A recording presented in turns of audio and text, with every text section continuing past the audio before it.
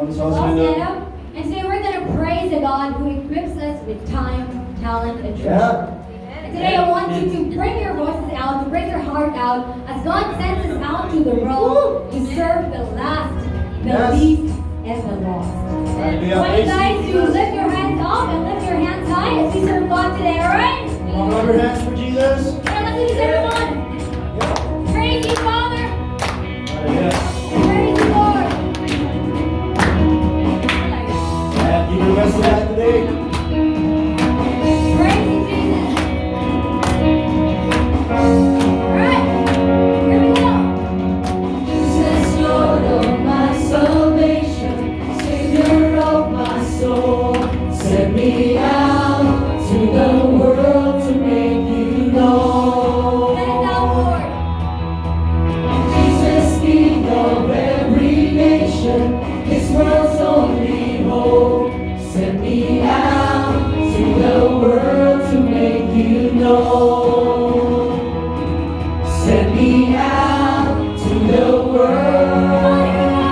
I wanna be your hands and feet. I wanna be your voice every time I speak. I wanna run to the one singing in the name of Jesus. I wanna give my life away, all for your kingdom's sake.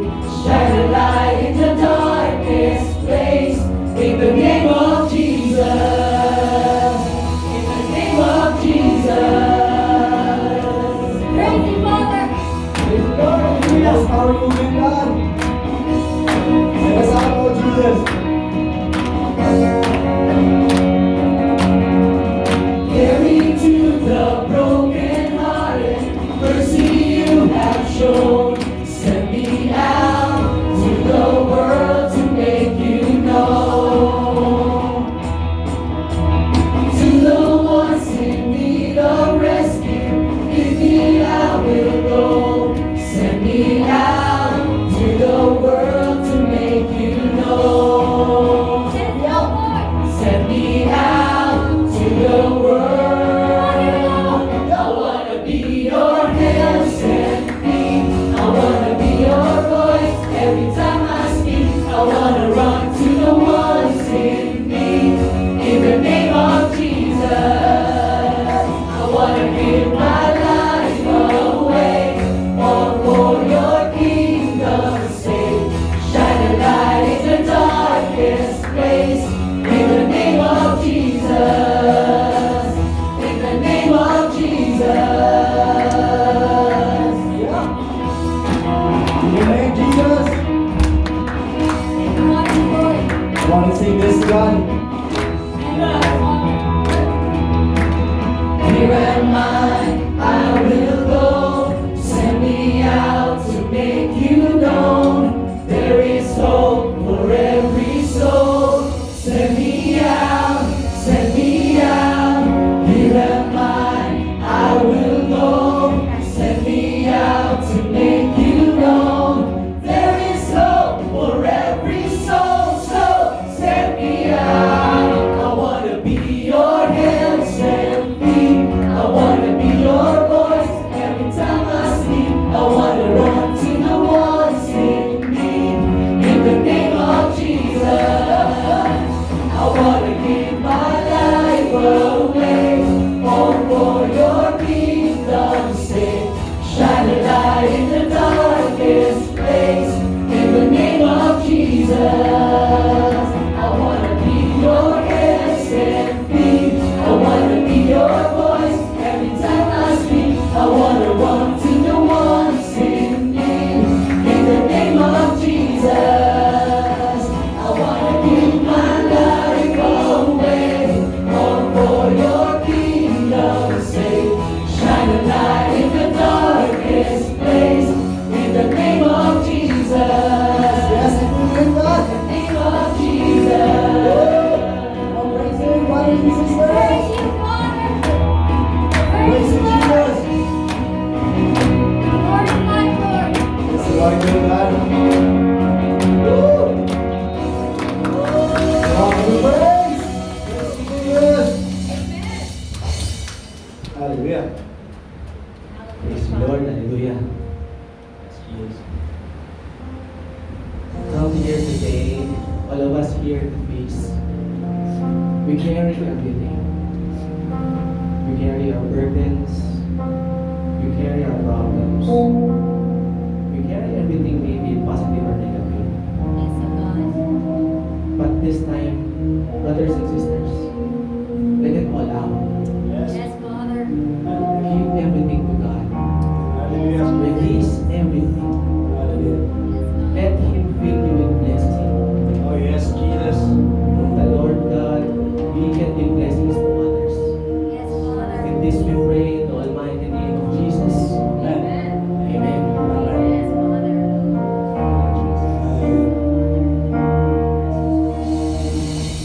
More of you means less of me. Take everything. Yes, Jesus. It's all of you. Come on, sing it to God. It's all I need. Take everything.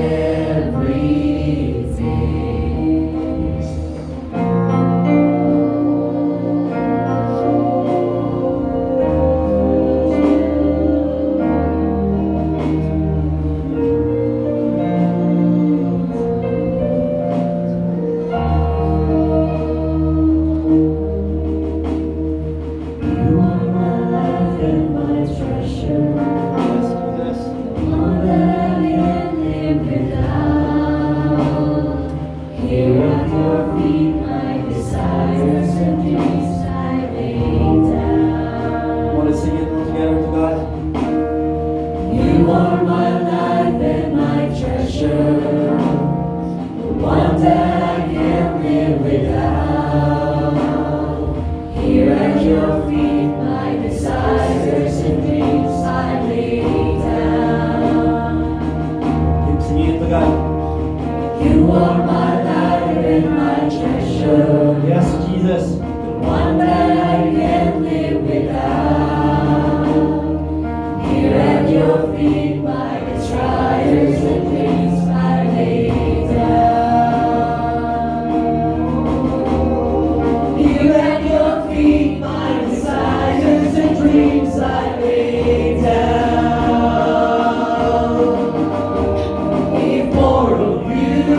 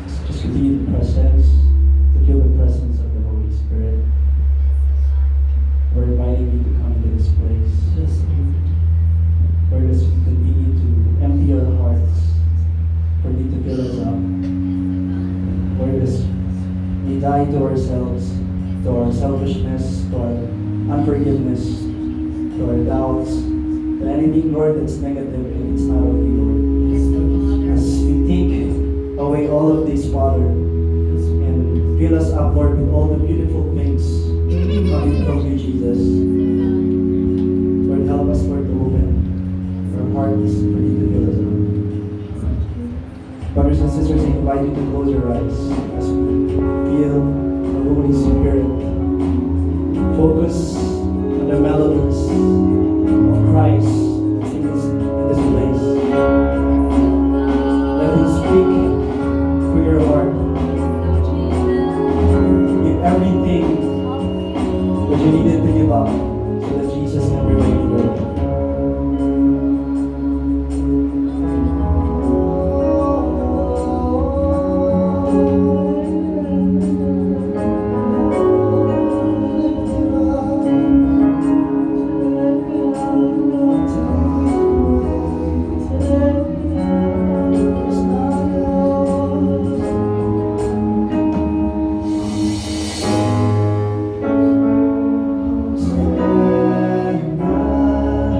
Hosanna in the highest. Come on, sing it to God.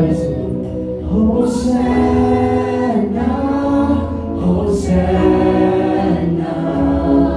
Hosanna in the highest.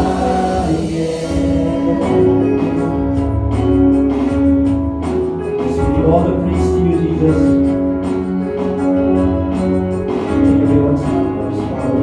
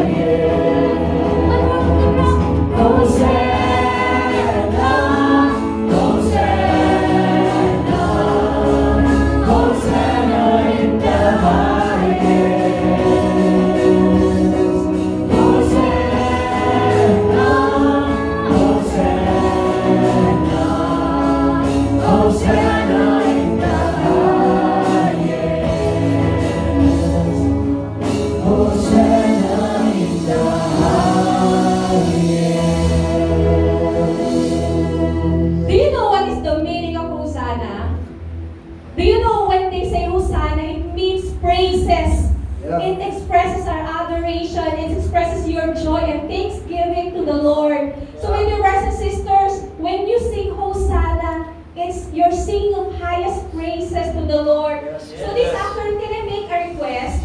Like for just 10 seconds, let's give the highest praises that we can give to our Lord who has done all the great things to all of us. Can we do that? Can we do that? Can we give 10 seconds to our loudest praises to the Lord?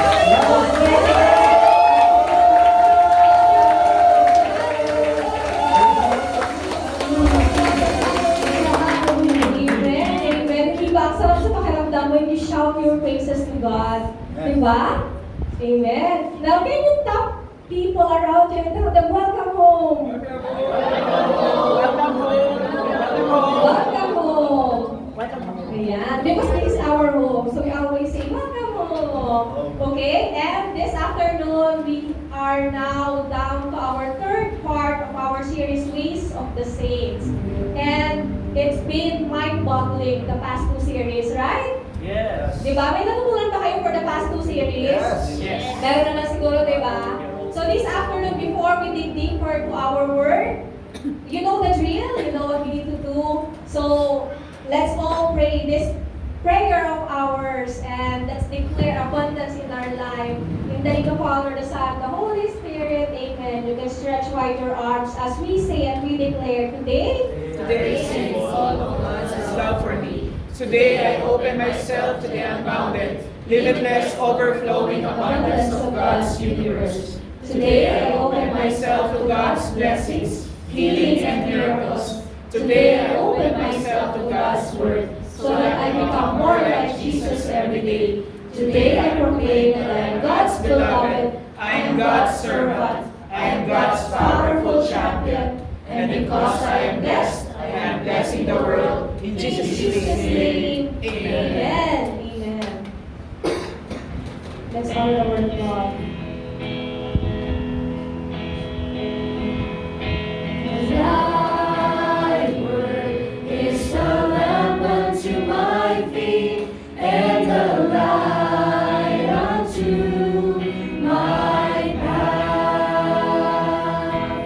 Thy word is a lamp unto my feet and a light unto my path. Now, for the past 2 weeks, we've been learning new things. I think that's one of the best things sa Peace. Marami kang natututunan na kakaiba. So, the past few weeks, we are learning new words, di ba? During our talk 1, we learned about the Greek word hagios. Ano yung sabihin ng hagios? Set apart. Very good. So, in talk 1, we learned that we are set apart for God's use and purpose only. Now, last week naman, we learned about a Hebrew word. So, that Hebrew word is Shalem. And ano yung sabihin ng Shalem? Image or statue. Diba? Kaya di ba sinabi natin last week that you are an image of God. And because you are an image of God, you are already a saint. Now, this afternoon, we are going to learn another Greek word. And that Greek word is Kenosis. Ayan, Kenosis. Ano yung sabihin ng Kenosis? Yung kapag ini-invite kita ng dinner, sagot mo sa akin, hindi ako pwede, Kenosis. Maraming salamat sa support, ha? Feeling ko mga wala kayong pinagdadaanan ngayon. You're all okay. Now, Kenosis means empty. Empty. So, Kenosis means empty. Now, in the letter of St. Paul to the Philippians, isa sa mga sinulat ni St. Paul sa mga taga-Philippians is this song. It's actually a hymn. This hymn is being sung before in the old times, and this hymn is actually a song for Jesus. And the hymn goes something like this. Though he was in the form of God, did not count equality with God a thing to be grasped, but emptied himself by taking the form of a servant, being born in the likeness of man. Now, let me explain, ano ba ibig sabihin ng hymn na to? Ano ibig sabihin, bakit nila kinakanta ito noong unang panahon? Now, you all know that Jesus is God. Okay? But Jesus is also human because He came down to earth. And He came down to earth so that He can be with us. Now, when He came down to earth, hindi siya dumating dito ng balaki na. He came down as a harmless and helpless baby, and He was born in the manger of Bethlehem. Okay? So, kinalimutan niya yung kung anong meron siya at pinili niyang maging isang sanggol at mamuhay ng kasama natin lahat. We all know that He's the King of all kings, He's the Lord of all, He is the Word, diba? The Word that was made flesh.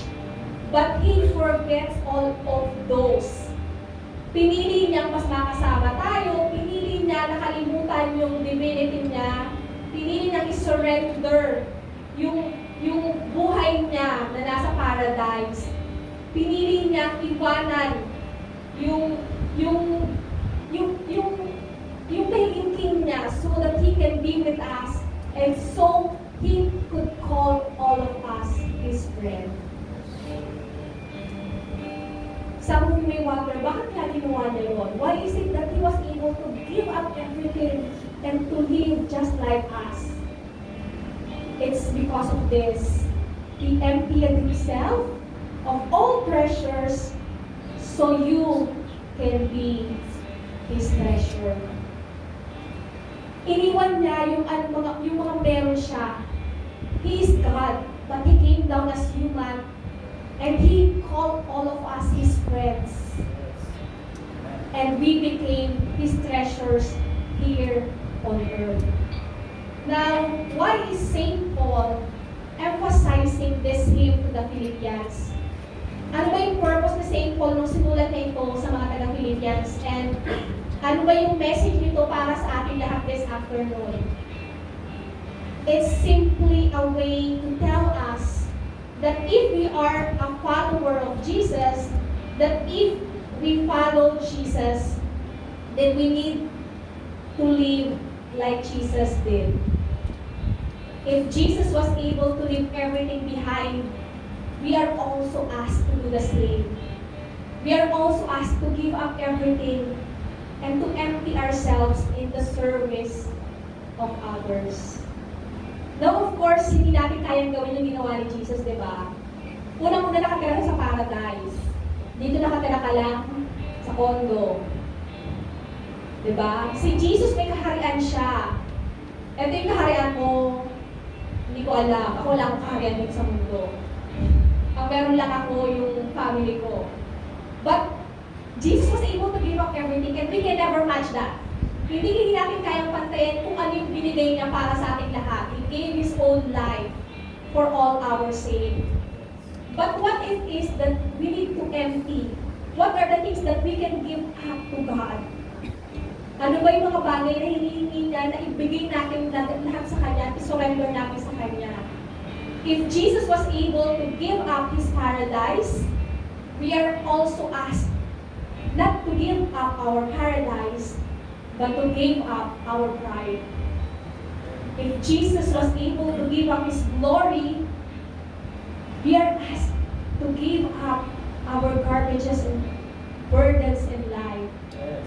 And if Jesus was able to surrender His splendor, we are asked to give up our sins.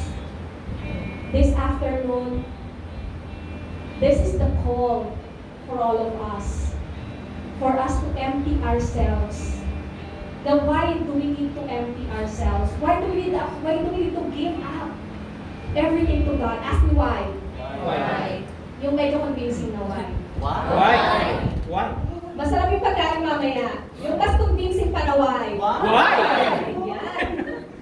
Because when you empty yourselves and when you give up something, God will fill you with better things. Diba?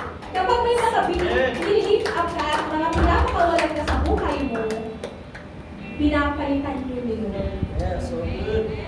So, we are all asked to empty ourselves and to give up those things that we are holding so that God can fill it up with something that is better. Amen? So excited na ba kayo na ibigay lahat kay Lord ngayong hapon? Yes! Parang hindi kayo excited. Excited na ba kayo to give up everything to God this afternoon? Super excited. Yes! Excited, di ba? Alam natin maulan lahat sa labas. But let's be excited because God will give you something better if you will learn to surrender the things that you're holding on right now. Amen? Amen. Amen. So let the Lord God speak to you today and let Him speak through your heart that you will have the courage to empty yourselves, the strength to give up everything, and the humility to surrender your life to God. Amen? Amen. Let's honor the word of God. And thy word is a lamp unto my feet and a light unto my path. Thy word is a lamp unto my feet and a light unto my path. Amen. Can you give a clap offering to God? Amen. Now, please be seated. And sabihin mo sa katabi mo ngayong hapon, kasi alam ko maulan, sana hindi nyo ako tulugan. Masarap matulog, di ba? Pag ganito ang panahon, masarap na kumot, tapos matulog. Diba? So, this afternoon, sana hindi nyo ako tulugan. So, tapigin mo yung katabi mo. Tapigin mo yung katabi sa besh. Let's learn something new today. Learn something new today. Yeah, let's learn something new today. Diba? Kasi this afternoon, I'm sure that God will speak to you and you will get home something. Okay? Now, we are on our third installment of our series, Ways of Saints, How to Be God's Representative on Planet Earth. And this afternoon, we're going to talk about Kenosis. So sabi natin kayo na Kenosis is MTN. Kumbaga, pag mga Pinoy mahilig sa hugot, ito yung mga ubus na ako. Binigay ko na lahat. Diba? Now, our big message is, can you all read? God will fill you with better things. God will fill you with better things. Okay? Now, dahil nasa third talk na tayo, may mga natutunan naman kayo on the previous talks, right? Yes. From talk 1, talk 2, ngayon talk 3. Now, review natin anong natutunan natin noong nakaraan. Okay? Now, sabi natin, there are two kinds of saints. Naalala niyo pa yung sinabi ko? There are two kinds of saints. One with the capital letter S and one with the small letter S. So, ano ibig sabihin kapag small letter S? Tayo. Very good. Very good. Nakinig sila sa akin. So, di ba sabi natin, kapag yung small letter S na saints, it's referring to our squad. Ito yung, it can be your community leader, or it can be your ka-LG, or it can be your friend who is also a follower of Jesus na nakakasama natin in our journey, in our faith. Okay? So, yun yung mga small letter S na saints. Ibig sabihin tayo yun. Okay? We are all saints. Amen? Amen. Para kayo nung maniwala. Hindi ba kayo paniwala? That you are saints. Diba? Sabi mo sa katabi, we are saints. You are saints. Now, pinapatapos nila kung salita, bilisan ko doon, mamatay ng ilaw. So, yun naman capital letter S na saints, these are referring to all those who are also followers of Jesus, who are Jesus lovers, and those are the people who continue to inspire us to become more like Jesus. So, ito yung mga na-recognize ng Vatican. Ito yung mga na-canonize na mga saints. Okay? So, you know, to become a saints with a capital letter S, it takes a lot of process. Medyo elaborate yung paraan para maging isa kang canonized na saint. Okay? So, aside from kailangan mong mabuhay para sa Diyos, or pwedeng nakagawa ka ng something na mabuti habang nabubuhay ka, kailangan kapag namatay ka, makagawa ka ng miracle. Okay? And that miracle needs to be authenticated. May research team ang Vatican to do that. Kapag namatay ka na, like Pope John Paul II, a nun prayed to him, and and that nun was healed. And they're able to authenticate that miracle, okay? So that's why Pope John Paul was canonized as saint. So medyo elaborate at matagal yung process nila for you to become a canonized saint, okay? Now, this afternoon, may mga share ako sa inyo ng mga iba't iba pang mga saints. Kasi, normally, pag sinabi natin saints, it goes hand in hand with the miracle. Tama? Kaya ka, di ba, hindi ka makapaniwalang you're a saint. Kasi ang idea natin, kapag sinabi mong saint, someone who was able to do or to create a miracle. So, ganun yung idea natin ng saints. It goes hand in hand with miracle, okay? And, ang thinking natin, if that person is a saint, he's really different from us. Medyo kakaiba talaga yung buhay nila. So, I'm going to share with you some of the saints na medyo talaga namang kakaiba. Okay? So, una, ito, si Saint Joseph Cupertino. Now, nung binabasa ko itong material, natatawa rin ako, sabi ko, my God, iba talaga sila, yung parang out of this world yung buhay nila. Now, Saint Joseph, simple lang siya. Kapag nagdadasal siya, he floats in the air. Lumulutang siya, literal na nagle-levitate, okay? So, hindi ito magic, okay? Hindi, yung normally nakikita natin nagle-levitate pag minamagic lang, di ba? Pero siya, kapag nagdadasal siya, he floats in the air. Actually, he floats around 8 feet. So, imagine yung ancient, medyo mataas yun, okay? And this is not a one-time incident, okay? According to the reports, it happens 70 times. So kapag nagdadasal siya, lumulutang siya. Now, siguro kahit magdasal ako ng maghapon, magdamag, kahit hindi ako kumain, hindi siguro ako lulutang, di ba? At kung lumutang man ako, my God, matatakot ako. Ayoko lumutang, okay? But Saint Joseph Cupertino, ganun siya. Kapag nagdadasal siya, lumulutang siya, okay? Now next, Blessed Alexandrina da Costa. Si Blessed Alexandrina naman, she's known for a very long fasting. May nagpa-fasting ba dito sa inyo? One day fasting. Di ba? Normally kaya natin. Hindi intermittent fasting na. Pang-diet yun. Most of us, kaya natin mag-fasting one day.